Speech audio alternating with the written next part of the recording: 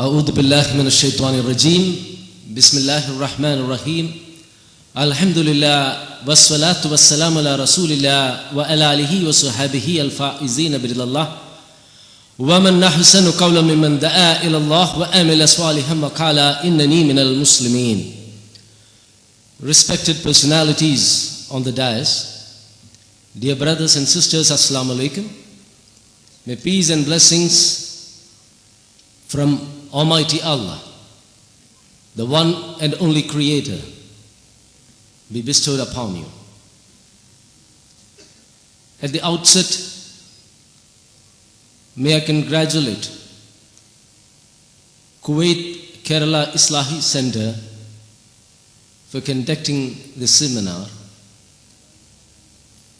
and may Almighty Allah reward them for their good deeds. The subject, Islam, the true path to mankind.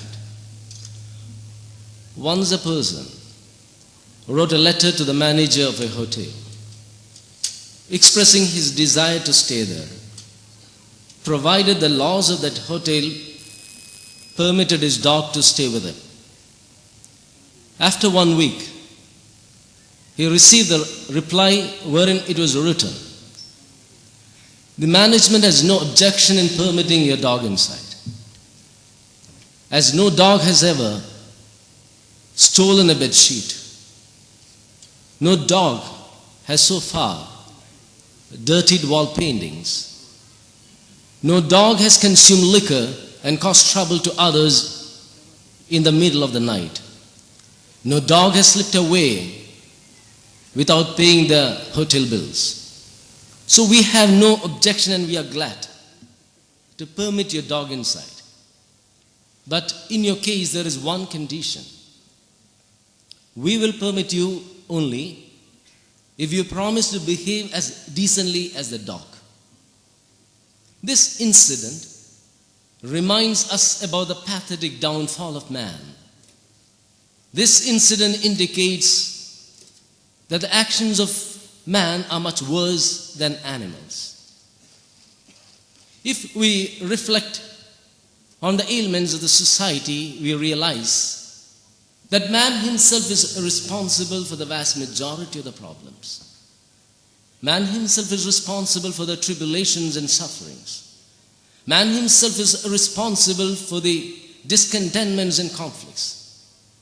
Modern man boasts that one day he would control the universe, make stars dance to his tune, play with planets, and may even control aging and overcome death. He has been intoxicated by his own success. He has no scruples to pollute water, land, and atmosphere. He cheats his own brother and ruthlessly slashes his throat. He invents weapons of mass destruction and drops nuclear bombs to kill millions of people. He has no concern for his fellow beings or generations to be born. And this attitude is going to have devastating effect on human life.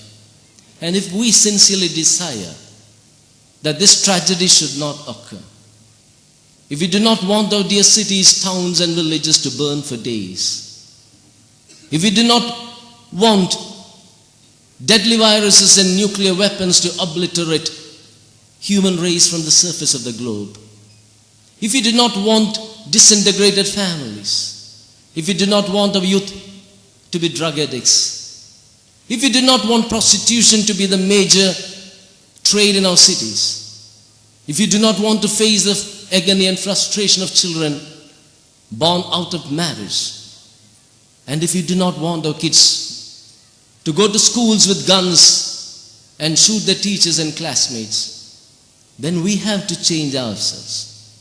And the change should come immediately before it is too late.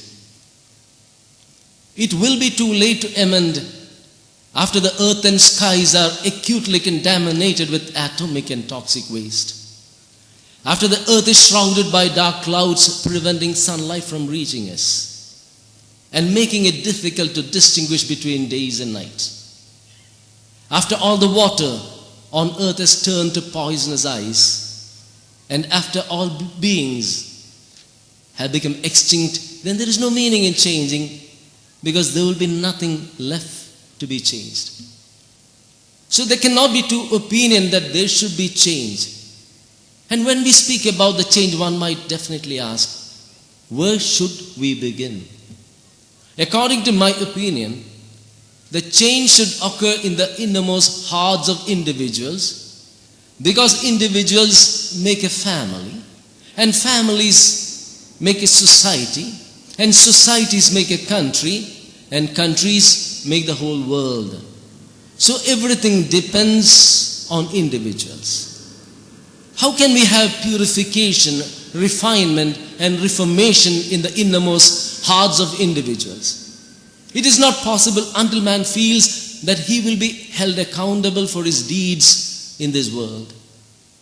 The first step to attain such an accountability is to have a definite understanding about the Creator, worship the Creator, do all good deeds the Creator wants us to do, and refrain from those deeds which the Creator has prohibited. To believe that every individual has been created in order to return to his Lord, to face the reckoning based on his actions in this world. To believe that this world will come to an end one day, and God will resurrect every individual, and all human beings will be gathered on the judgment day.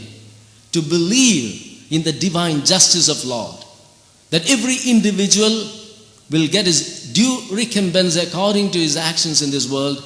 God will give a reward for his good deeds and punishment for his sins. But the vital obstacle for such a refinement, such a purification, is the skepticism in our mind whether God really exists or not. Whether God had created us or we have been evolved. If we have been evolved, then definitely, my friends, there is no question of God. There is no question of God resurrecting us. There is no question of heaven and hell.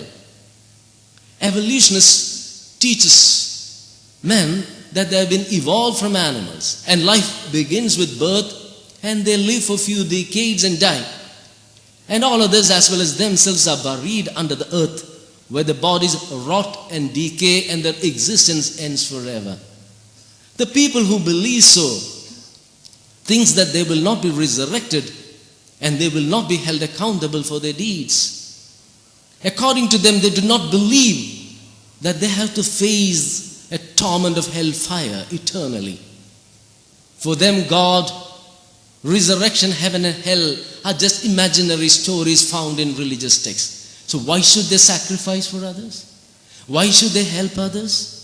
Why should they refrain from committing sins? Why should they not cheat their fellow beings for personal gains? Why should they not exploit nature for temporary comforts? Why should they think about generations who are to be born? Evolutionists say that millions of years back, when an explosion occurred, an amino acid came into existence by chance.